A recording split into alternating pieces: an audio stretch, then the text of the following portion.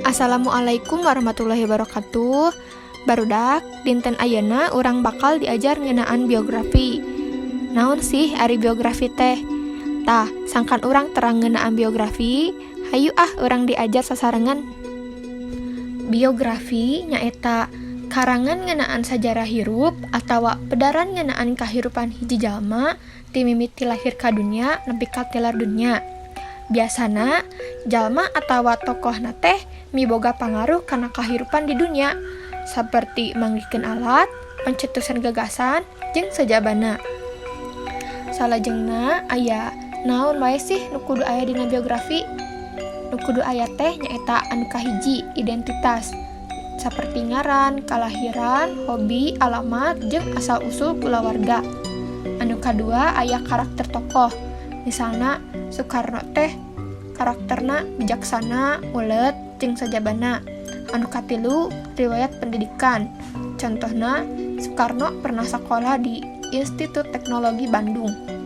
Anu kaopat jabatan atawa pagawean. Contohna Soekarno nyaeta presiden kahiji Indonesia. Anu kalima hasil karya. Nah, hasil karya Soekarno teh nyaeta Monas. Anu kagenep pamanggih jeung gagasan. Tah, Soekarno teh pamanggih gagasan Pancasila. Anu katujuh kaunggulan dina karya. Contohna teh Monas nyaeta tanda atawa ikon kota Jakarta. Anu kadalapan pangajian anu kungsi ditarima. Contohna Soekarno pernah narima pangajian nyaeta Bintang Kehormatan Filipina tahun 1865. Tah ayeuna hayu urang maca sasarengan tokoh biografi anu aya dina wacana Imah Awi Jatnika. Imah Awi Jatnika. Kahirupan masyarakat Indonesia babakuna urang Sunda teu bisa jauh tina budaya Awi. Ti mimiti kaperluan kerbahan pi imaheun nepi kadaharan.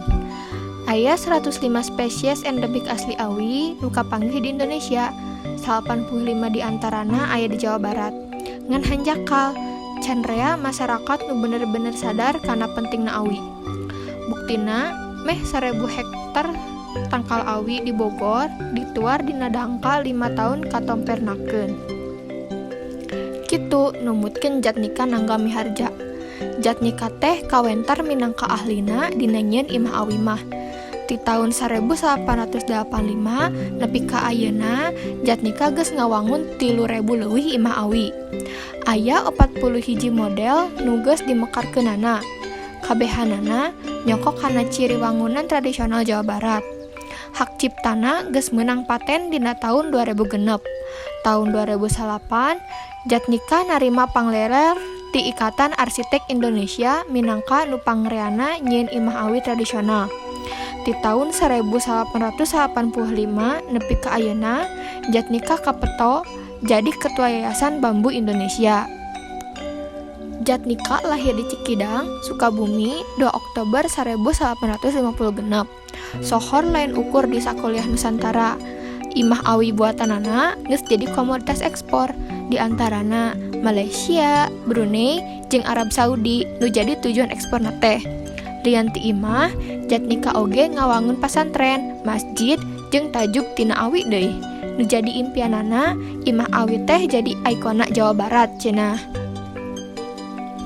Tiker SD keneh, Jatnika mah geus biasa nganyam Awi keur jualeun. Sabada tamat kuliah di Akademi Pimpinan Perusahaan Jakarta tahun 1881. Jatnika mimiti naratas bisnis Imah Awi. Usahana tuluy nambahan mekar sabada ekspor munggaran ka Taiwan dina tahun 1885.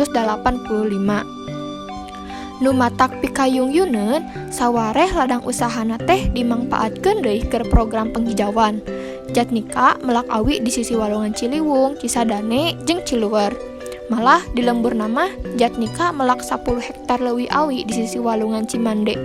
Awi-awi nu dipelakna teh lain bae keur nyegah erosi, tapi leuwih nati eta dipiharep bisa mere karaharjaan keur masyarakat sabudeureunana. Tah, sanggeus maca wacana nu tadi, ayeuna ayeuna urang ngajawab pertanyaan ieu. Nu kahiji, saha tokoh anu dicaritakeun teh? Anu kadua, naha eta jalma disebut tokoh anu manggil ke model imah? Anu katilu, di Jawa Barat loba kebon awi, geus dimangpaatkeun encan, sarta naon buktina. Anu kaopat, masyarakat Jawa Barat teu bisa jauh tina budaya awi. Naha? Anu kalima, naon tujuanana tokoh Jatnika melak awi di lemburna teh? Anu kagenep, kumaha karakter atawa watek tokoh Jatnika teh? Anu katujuh, sebutkeun barang naon bae anu bisa dijieun tina awi. Anu kadalapan, sebutkeun jenis-jenis alat kasenian nu dijieun tina awi. Anu kasalapan, kumaha komentar hidup kana eta bacaan. Anu kasapuluh, sebutkeun nu hidup terang tokoh-tokoh penemu liana sarta naon nu dipanggihkeunana. Alhamdulillah, lawungan dinten ayeuna parantos rengse. Hatur nuhunnya atas marhatoskeun tong hilap pigawe pancena. Tepang deui dina lawungan salajengna. Wassalamualaikum warahmatullahi wabarakatuh.